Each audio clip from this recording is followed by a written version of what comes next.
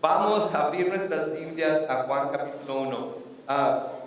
Normalmente estamos en el libro de Hebreos y estamos en el capítulo 8, pero hoy vamos a divagar un poco de nuestro estudio semanal y vamos a ir a Juan capítulo 1.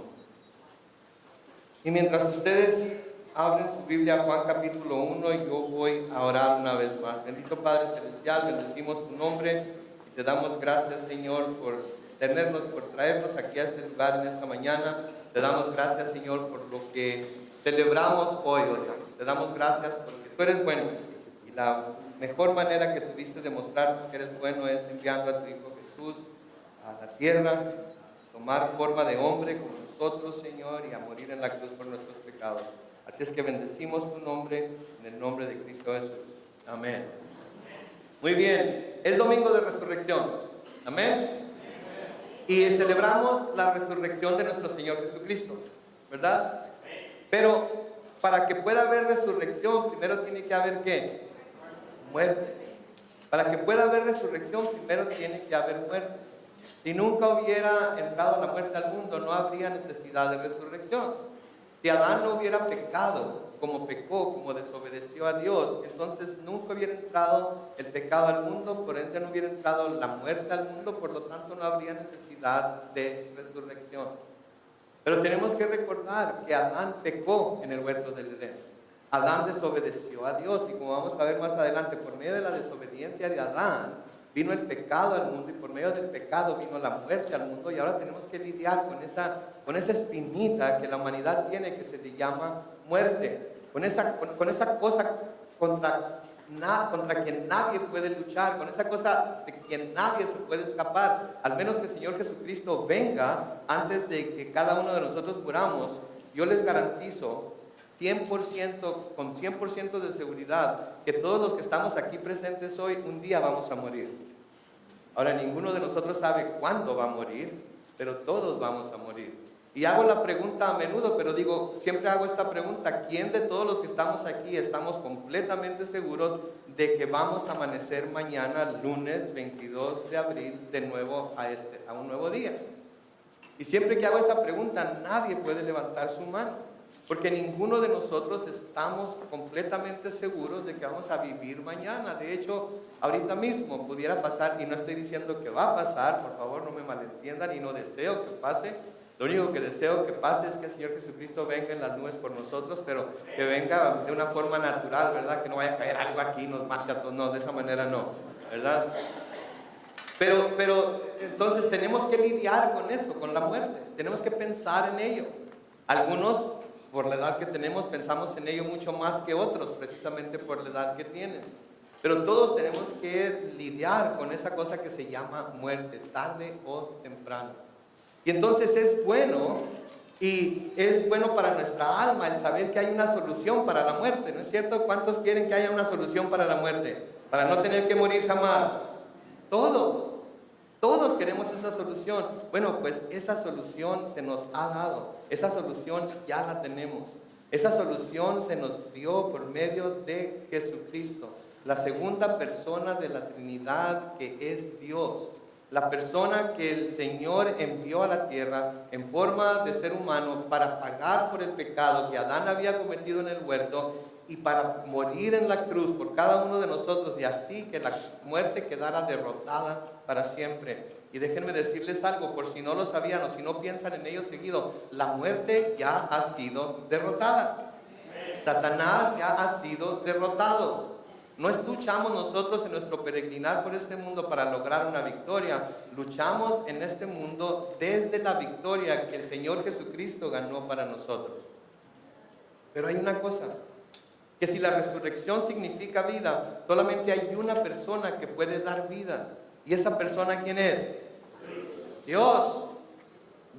Él es el dador de la vida. Dios es el único que puede dar vida. Dios creó la vida, ¿no es cierto? Dios creó a Adán del polvo de la tierra, hizo un hombre y luego le sopló el aliento de vida, y Adán fue un ser viviente. En él se origina la vida y él es el único que la puede dar. Y a propósito, él es el único que la puede quitar. Él es el único que la puede quitar.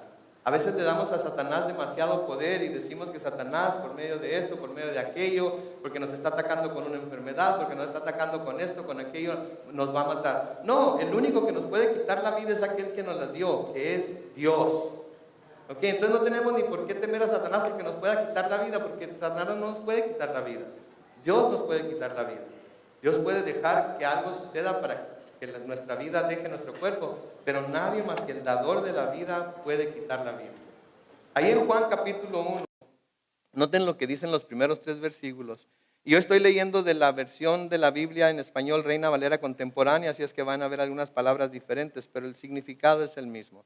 Dice, en el principio ya existía la palabra, en 960 dice verbo. La palabra estaba con Dios y Dios mismo era la palabra. Entonces estamos hablando de la palabra o el verbo. Sabemos que la palabra o el verbo es Jesucristo porque más adelante se nos dice que la palabra o el verbo tomó carne humana, se hizo de carne, se humanó. Entonces sabemos que está hablando de Jesucristo. Entonces en el principio la palabra estaba con Dios, implica que estaba a su lado. Y luego nos dice que Dios mismo era la palabra, o sea que Dios es el verbo, lo que quiere decir que Jesucristo por ser la palabra o el verbo es Dios. Versículo 2 dice, en el principio la palabra estaba con Dios. Por la palabra fueron hechas ¿cuántas cosas? Todas las cosas, y sin la palabra nada fue hecho de lo que ha sido hecho. Entonces, sin la palabra, sin Jesús, nada de lo que ha sido hecho fue hecho. Él estaba con Dios. Él era Dios. ¿Sí? Él siempre ha sido Dios. Él nunca ha dejado de ser Dios. Pero ahora llegamos al versículo 4, que es en el versículo y los que siguen, en el cual nos queremos enfocar en esta mañana, porque noten lo que dice el versículo 4. En la palabra, que sabemos que está hablando de ¿quién? De Jesús, que es a su vez ¿quién? Dios, ¿verdad? En la palabra estaba la vida, y la vida era la luz de la humanidad.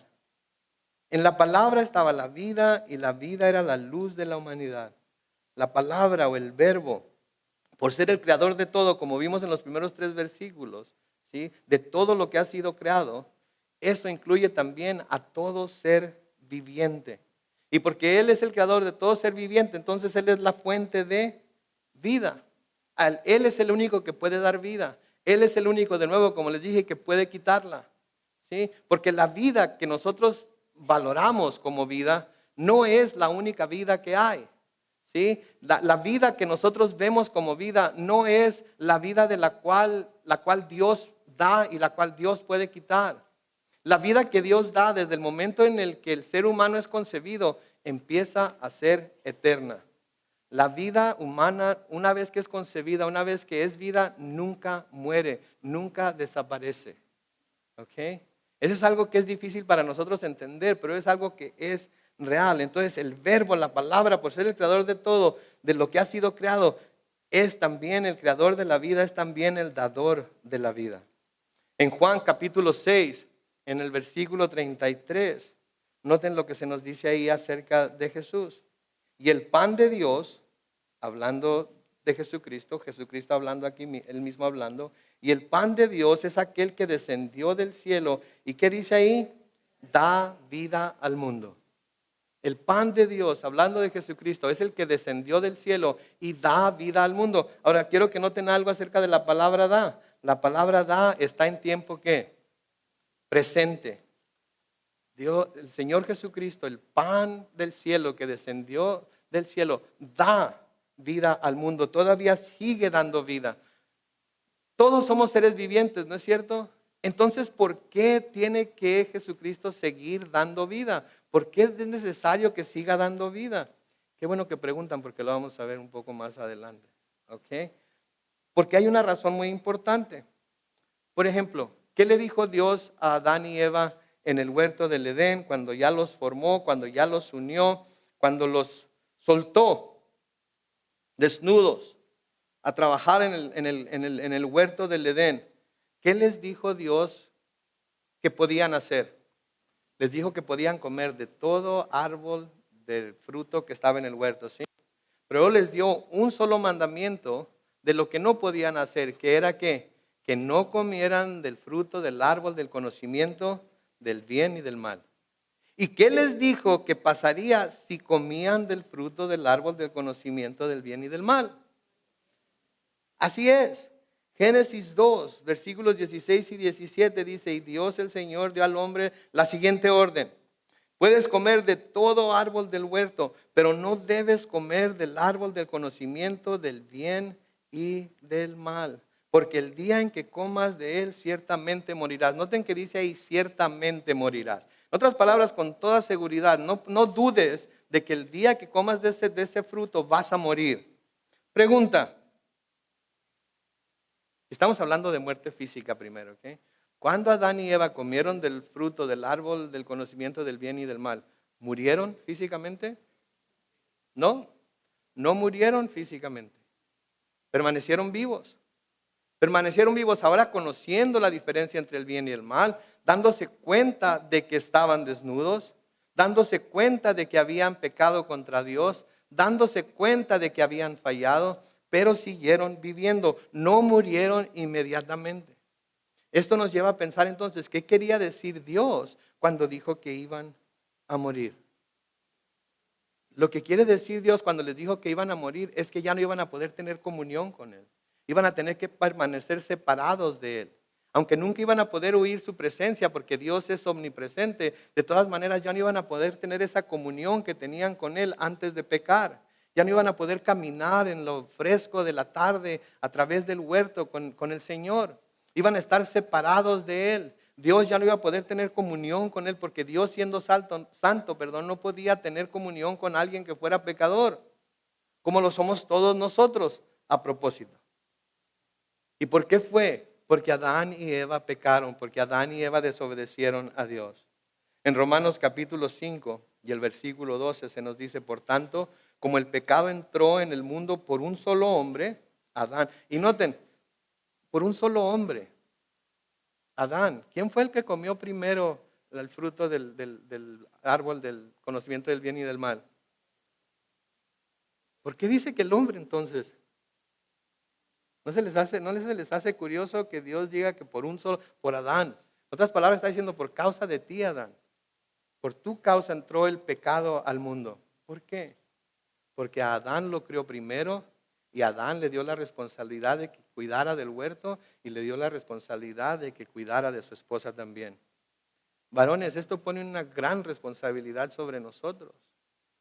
Porque si bien Dios nos hace la cabeza del hogar, nos hace la cabeza del hogar con el propósito de que lo guardemos en los caminos de Dios, con el propósito de que seamos ejemplo para nuestra esposa, para nuestros hijos, de lo que es seguir a Dios. ¿Sí? Entonces es una responsabilidad bastante grande que tenemos delante de Dios, especialmente si nos decimos hombres cristianos. Sigue diciendo ahí entonces, por tanto, como el pecado entró en el mundo por un solo hombre y por medio del pecado entró ¿qué? La muerte. Así la muerte pasó a todos los hombres por cuanto todos pecaron. Noten eso, porque el pecado entró al mundo por medio de un hombre y por medio del pecado la muerte. Así la muerte pasó a todos los hombres por cuanto todos pecaron. Entonces, ¿cuántos hombres son afectados por la muerte ahorita? Todos. Todos. Todo ser humano es afectado por la muerte. Todo ser humano recibió por el pecado de Abraham esa naturaleza pecaminosa porque descendemos de él y a través de esa naturaleza pecaminosa viene la muerte. Y no hay uno solo.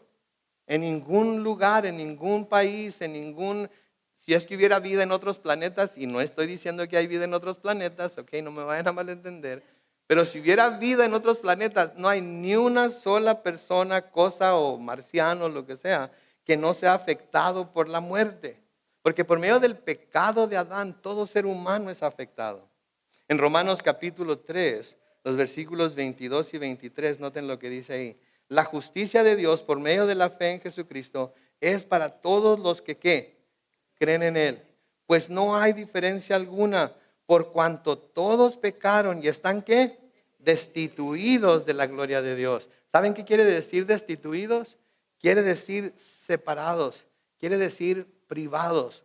Entonces, todo ser humano, ¿sí? Desde su nacimiento, podríamos decir desde su concepción, está separado privado del reino de Dios. Lo único que puede ayudar a un ser humano a llegar al reino de Dios es la gracia de Dios.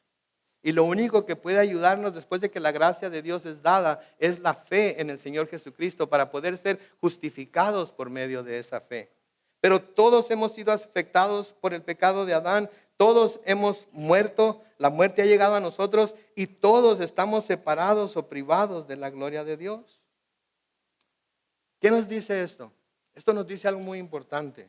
Esto nos dice que el hombre sin Jesús está ¿qué? Está muerto. No tiene vida. El hombre que no tiene a Jesús está muerto. No hay vida en él. Tiene existencia, existe, tiene identidad, tiene ese sentido de ser, pero está completamente muerto. ¿Algunos vieron la película Dead Man Walking? ¿Sí? ¿De qué se trata? Se trata de personas que están sentenciadas a muerte, ¿verdad? Y cuando finalmente llega la hora de llevar a cabo la sentencia de la persona que está sentenciada a muerte, los guardias lo sacan de su celda y lo llevan por los corredores de la cárcel a donde está la cámara de gas o la silla eléctrica o qué sé yo, cómo lo van a ejecutar. ¿Sí? Y cuando van caminando dicen, Dead Man Walking. Dead Man Walking. O sea que aquí va caminando un hombre muerto porque ya está muerto. Lo único que falta es que se imponga la sentencia que se le ha dado.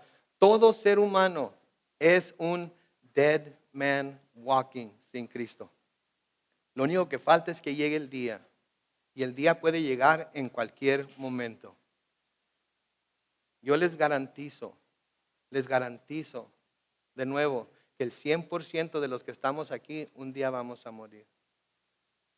Y el año pasado había hermanos entre nosotros que ahora no están. ¿Por qué? Porque tuvieron que morir físicamente. Tuvieron que morir físicamente, pero no murieron espiritualmente, como vamos a ver. Entonces el hombre sin Jesús está en las tinieblas, está muerto, tiene existencia, pero está muerto en vida. Y ¿saben qué? Nosotros estábamos también muertos en vida. Y porque el hombre está muerto en vida, hay necesidad de ¿qué? De una resurrección. Hay necesidad de una resurrección. Pero no la resurrección de la tumba como nosotros vemos la resurrección, sino tiene que haber una resurrección del hombre vivo también, para que pueda volver a tener esa comunión con Dios. Noten lo que Pablo escribe en Efesios capítulo 2, los versículos 1 al 5. Efesios 2, versículos 1 al 5. Versículo 1 dice, a ustedes Él les dio vida ¿cuándo? Cuando aún estaban muertos en sus delitos y pecados. Obviamente está hablando a creyentes, ¿ok? Está hablando a gente que ha creído en Cristo. Está hablando a gente que ha puesto toda su fe y su confianza en Cristo. ¿Sí? Y les está diciendo, nos está diciendo que Él nos dio vida a nosotros cuando aún estábamos muertos en nuestros delitos y pecados. ¿Estábamos qué? ¿Estábamos qué? ¿Qué estábamos? ¿Qué quiere decir que hizo Jesús por nosotros? Nos resucitó. Estábamos muertos. Versículo 2 dice, los cuales, hablando de los delitos y pecados, en otro tiempo practicaron, pues vivían de acuerdo a la corriente de este mundo y en conformidad con el príncipe del poder del aire, que es el espíritu que ahora opera en los hijos de desobediencia. Entre ellos, todos nosotros también vivíamos en otro tiempo, vivimos en otro tiempo. Seguíamos los deseos de nuestra naturaleza humana y hacíamos lo que nuestra naturaleza y nuestros pensamientos nos llevaban a hacer. Éramos por naturaleza objetos de ¿qué? De ira, como los demás. ¿Se dan cuenta ustedes? Todo eso estaba sobre nosotros. Sobre nosotros estaba la ira de Dios. Sobre nosotros estaba la justicia de Dios. Sobre nosotros estaba la muerte. Estábamos completamente muertos. Versículo 4. Pero Dios, cuya misericordia es abundante, por el gran amor con que nos amó, nos dio vida junto con Cristo. Aun cuando estábamos, ¿qué? Muertos en nuestros pecados. Hoy dice, la gracia de Dios los ha salvado. ¿Se fijan ustedes? Por eso es tan importante la resurrección. Por eso es tan importante celebrar este día.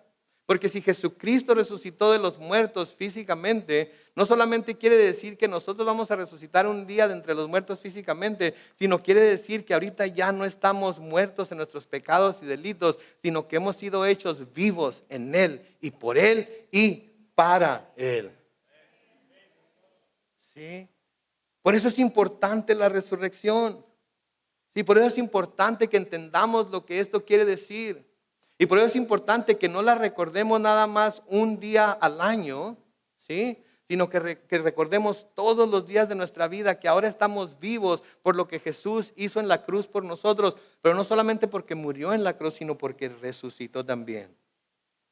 De nuevo Pablo les escribe a los romanos en Romanos 5, comenzando con el versículo 15. Noten esto. Pero el pecado de Adán no puede compararse con el don de Dios.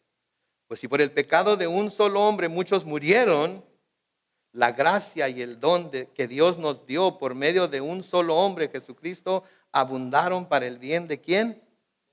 Ahora noten que dice de muchos, no dice de todos, porque hay una corriente de pensar ahí que piensa que la salvación que Jesucristo vino a traer por medio de su muerte va a ser imputada a todo mundo. Y eso no es cierto. La salvación que Jesucristo vino a traer va a ser dada o imputada solamente a aquellos que creen en Él y le reciben como Señor y Salvador. Vino para que todo el mundo tuviera la oportunidad de ser salvo, pero no va a salvar a todo el mundo, porque hay mucha gente que cree al final Dios va a salvar a todo el mundo porque es bueno, Él es bueno, Él no va a enviar a nadie al infierno. Es cierto, Dios no va a enviar a nadie al infierno. Lo que va a enviar a los hombres al infierno va a ser su pecado y su terquedad de no doblar la rodilla delante de Jesucristo y reconocerlo como Señor y Salvador. Entonces, abundaron para el bien de muchos. Versículo 16. El don de Dios no puede compararse con el pecado de Adán, porque por un solo pecado vino la condenación, pero el don de Dios vino por muchas transgresiones para justificación. Pues si por la transgresión de uno solo reinó la muerte, mucho más reinarán en vida a los que reciben la abundancia de la gracia y del don de justicia mediante un solo hombre que es ¿quién? Jesucristo.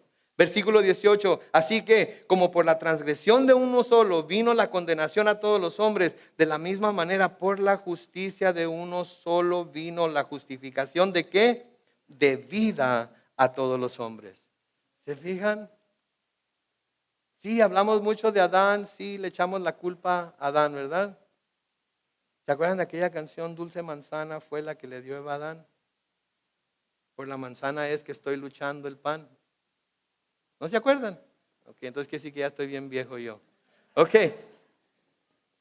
Le echamos la culpa a Adán y nos clavamos en lo que Adán hizo, pero no debemos de clavarnos en lo que Adán hizo, debemos clavarnos en lo que Jesús hizo cuando fue clavado en la cruz.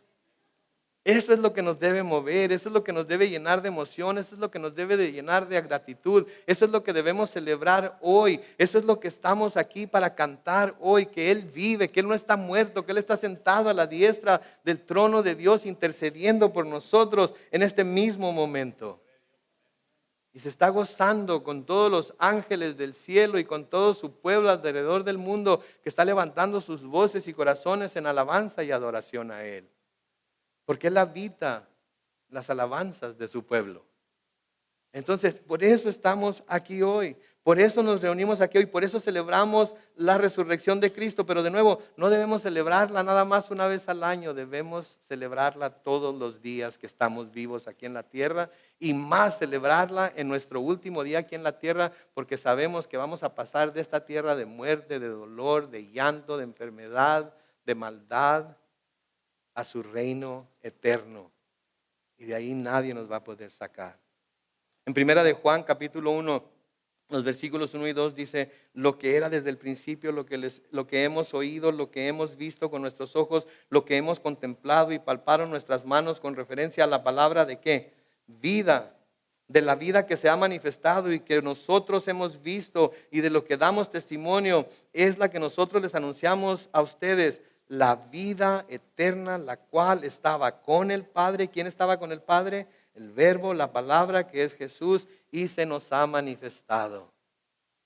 De nuevo, Dios es la única fuente de vida. En Juan capítulo 5 y el versículo 24, noten lo que dice el Señor Jesús ahí. De cierto les digo, el que oye mi palabra y cree al que me envió, tiene que vida eterna y no será condenado, sino que, noten, ha pasado ya de muerte a vida.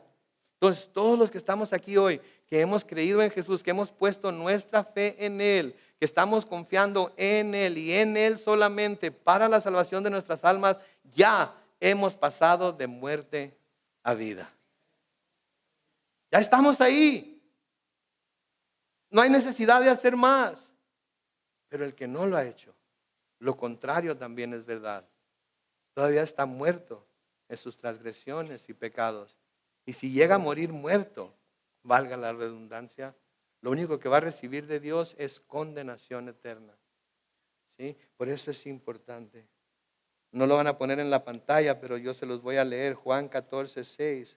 Dice, Jesús les dijo, yo soy el camino y la verdad. Ustedes lo saben. ¿Qué más?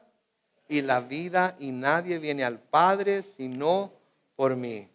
Y lo que esto significa es que el que no oye la palabra de Jesús y no cree al que lo envió, permanece muerto. ¿Se dan cuenta ustedes de eso? ¿Se dan cuenta de la importancia de eso? Permanece muerto. Cree que está vivo. Tiene existencia. Se mueve de aquí para allá. Va para donde quiere y viene de donde quiere. Hace lo que le da su regalada gana, como dice mi mamá.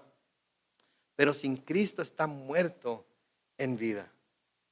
Entonces, sin Jesús el hombre está muerto. ¿Sí? En el sentido en que Dios le advirtió a Adán y Eva que iban a morir cuando comieran del fruto del árbol del conocimiento del bien y del mal. Pero noten lo que dice la segunda parte del versículo 4. Y la vida era la luz de los hombres. ¿Qué es lo que la luz hace? Alumbra, nos deja ver. Nos ayuda a ver con claridad lo que tenemos delante. Nos ayuda a ver con claridad en dónde estamos, en qué lugar nos encontramos, si hay peligro en donde estamos. ¿Sí? Nos deja ver si hay algo con lo que pudiéramos tropezarnos, en lo que pudiéramos caer. ¿Sí? Para eso es la luz y para eso vino la luz. Al manifestarse esta luz, al manifestarse esta vida, al revelarse delante de los hombres, la luz se encendió con el propósito de que los hombres nos diéramos cuenta de la situación tan peligrosa en la que nos encontrábamos. En que si moríamos sin Cristo, íbamos a ser condenados eternamente. Por eso la luz vino, para alumbrar nuestros ojos. ¿Sí? En Juan capítulo 8, el versículo 12, noten lo que dice ahí. En otra ocasión Jesús dijo, yo soy la luz del mundo. El que me sigue no andará en tinieblas, sino que tendrá la luz ¿de qué? De la vida. La verdadera vida. La vida que es en realidad vida, la vida que no termina, la vida que siempre es, que siempre ha sido.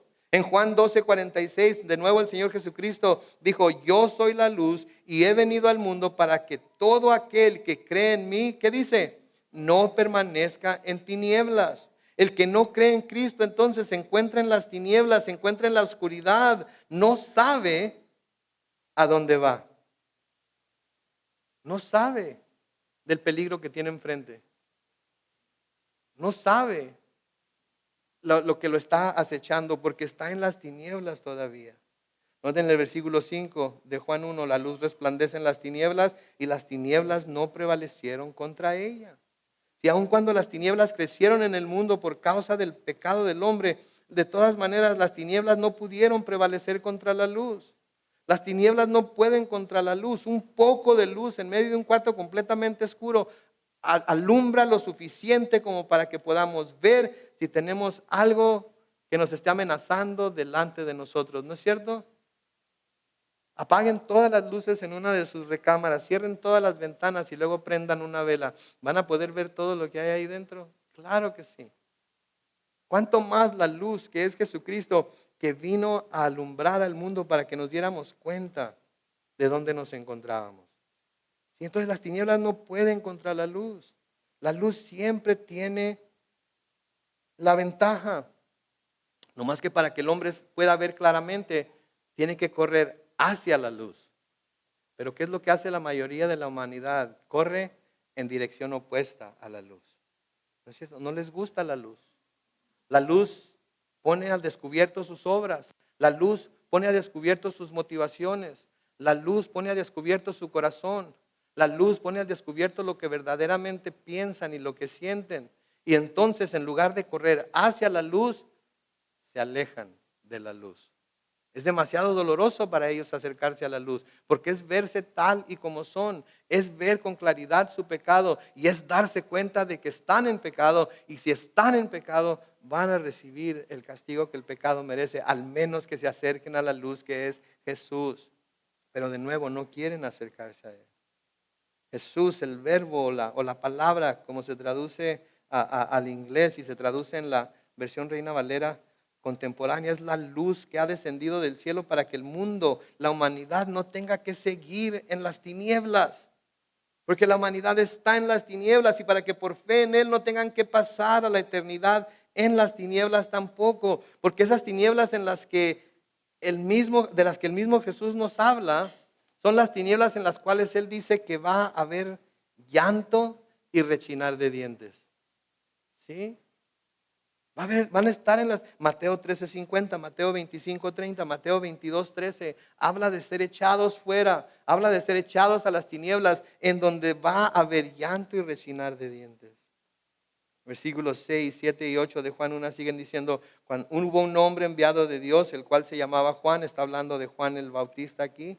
Y este vino por testimonio, para dar testimonio, noten, de la luz, a fin de que todos creyeran por él. Él no era la luz, sino que vino para dar testimonio de la luz. Entonces las palabras de Juan dieron testimonio de que la luz venía. ¿Sí? Él habló de aquel que venía después de él, aquel del cual no era digno de atar las correas de sus sandalias. Cuando vio a Jesús venir en el río Jordán, dijo: he aquí el Cordero de Dios que quita el pecado del mundo, señalando a Jesús como el único que iba a poder quitar el pecado de la humanidad. Noten el versículo 9 de Juan 1. La palabra, la luz verdadera, la que alumbra, y noten de nuevo que está en tiempo presente, la que alumbra a toda la humanidad, venía a este mundo. De nuevo, alumbra a todo hombre. Esto significa que porque la luz alumbra a todo hombre será automáticamente salvo o redimido. No, esto quiere decir que aquel que recibe la luz va a ser salvo y redimido. Que aquel que se acerca a la luz para saber qué es lo que necesita de parte de Dios, él es el que va a ser salvo o redimido. Ahora, si Jesús es la luz verdadera o real, quiere decir que hay otras luces que no son la luz verdadera, ¿no es cierto? Aparentan ser luces. Dan indicios de que son luces, pero no son la luz verdadera. Son luces que a veces distraen al hombre para llevarlo por caminos que no deben irse. ¿Nunca han visto documentales de naturaleza? ¿Nunca han visto un pez? Está medio feo en realidad el pez, pero sale de su frente así como un hilo así, y del hilo cuelga como un foco, ¿sí? Que prende y se apaga, prende y se apaga. ¿Saben para qué es? Es para atraer a otros peces, para que se le acerquen a él. ¿Qué es esa lucecita? Qué bonita se ve, ¿verdad? Y cuando se acerca demasiado, ¿qué hace? Se lo come. ¿Sí? Satanás es lo mismo. ¿Sabían ustedes que Satanás se puede disfrazar de ángel de luz? Nos dice Pablo en el libro de Gálatas. Y a veces presenta luces, aparentes luces, que parecen muy bonitas, que parecen la mera verdad, pero son luces falsas, con las que nos está tratando de atraer para que no nos acerquemos a la luz verdadera. ¿Sí? Entonces tenemos que tener mucho cuidado de esas luces, porque supuestamente los hombres somos muy iluminados, y no hablando de los hombres como género masculino, sino la humanidad es muy iluminada. Estamos tan iluminados en nuestros tiempos, ¿no es cierto? Estamos avanzando, estamos evolucionando más cada día, estamos evolucionando más cada vez, y estamos llegando a ser mucho más alumbrados que la gente que vivió inclusive una generación después.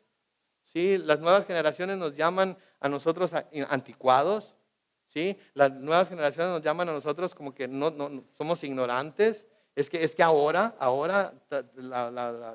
hay todas estas corrientes, no voy a nombrarlas porque me voy a meter en problemas, pero hay todas estas corrientes que ahora tenemos que recibir y aceptar, porque si no las recibimos y aceptamos, entonces estamos haciendo retrógradas, así se dice, retrógradas, y no estamos caminando con la corriente del mundo, con las nuevas maneras de pensar.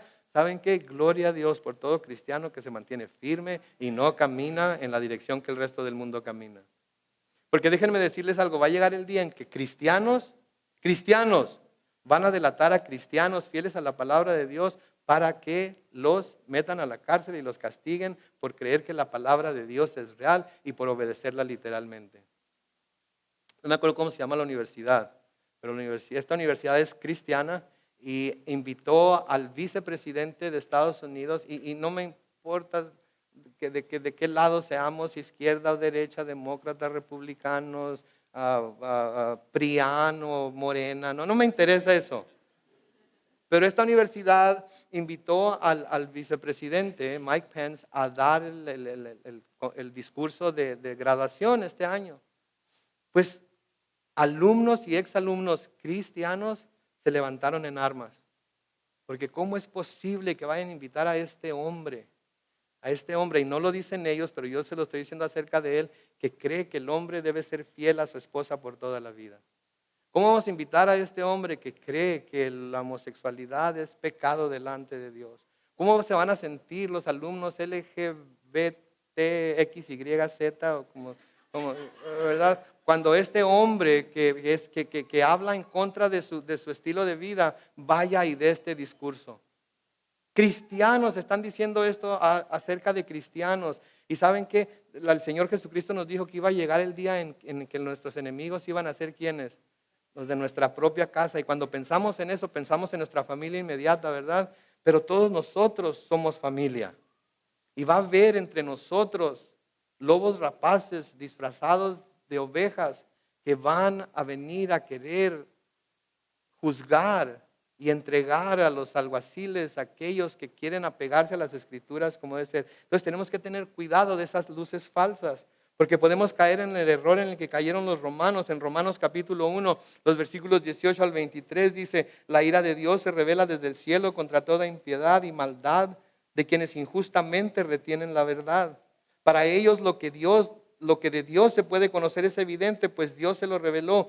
Porque lo invisible de Dios, es decir, su eterno poder y su naturaleza divina, se hacen claramente visibles desde la creación del mundo y pueden comprenderse por medio de las cosas hechas, de modo que no tienen excusa, pues a pesar de haber conocido a Dios, no lo glorificaron como a Dios, ni le dieron gracias, sino que se envanecieron en sus razonamientos y su necio corazón se llenó de oscuridad. Noten, ahí están las tinieblas. Aunque afirmaban que eran sabios, se hicieron necios y cambiaron la gloria del Dios inmortal por imágenes de hombres mortales, de aves, de cuadrúpedos y reptiles. Entonces hay falsas luces allá afuera de las cuales tenemos que tener mucho cuidado. Tenemos que tener mucho cuidado. Noten los versículos 10 al 13 de Juan 1. En el mundo estaba y el mundo por él fue hecho, pero el mundo no lo conoció. A lo suyo vino y los suyos no le recibieron. Ahora escuchen esto, más a todos los que le recibieron. ¿A quiénes? A todos los que le recibieron. A los que creen en su nombre. ¿A quiénes? A los que creen en su nombre. Les dio potestad de ser hechos hijos de Dios, los cuales no son engendrados de sangre, ni de voluntad de carne, ni de voluntad de varón, sino de Dios. ¿Sí? Esto está en completo contraste con la idea de que Dios es el Padre de todos por ser el creador de todos. No, Dios es el creador de todos, pero Dios es el Padre de algunos nada más. Esta relación Padre e Hijo está destinada para aquellos que han recibido al Señor Jesús solamente. Si no lo han recibido, no son hijos e hijas de Dios. Lo siento, no lo estoy diciendo yo, lo dicen las Escrituras. ¿Sí? Y por eso lo digo como lo digo. Y yo sé que esto trae problemas a veces, pero eso es lo que las Escrituras dicen y eso es lo que yo tengo que decir como ministro de Jesucristo. Porque eso es lo que dice en Gálatas capítulo 4, los versículos 4 al 7. Noten lo que dice: pero cuando se cumplió el tiempo señalado, Dios envió a su Hijo, que nació de una mujer y sujeto a la ley, para que redimiera a los que estaban sujetos a la ley, a fin de que recibiéramos ¿qué? la adopción de hijos. Y por cuanto ustedes son hijos, Dios envió a sus corazones el espíritu de su Hijo, el cual clama, Abba, Padre. Así que ya no eres esclavo, sino hijo. Y si eres hijo, también eres heredero de Dios por medio de Cristo.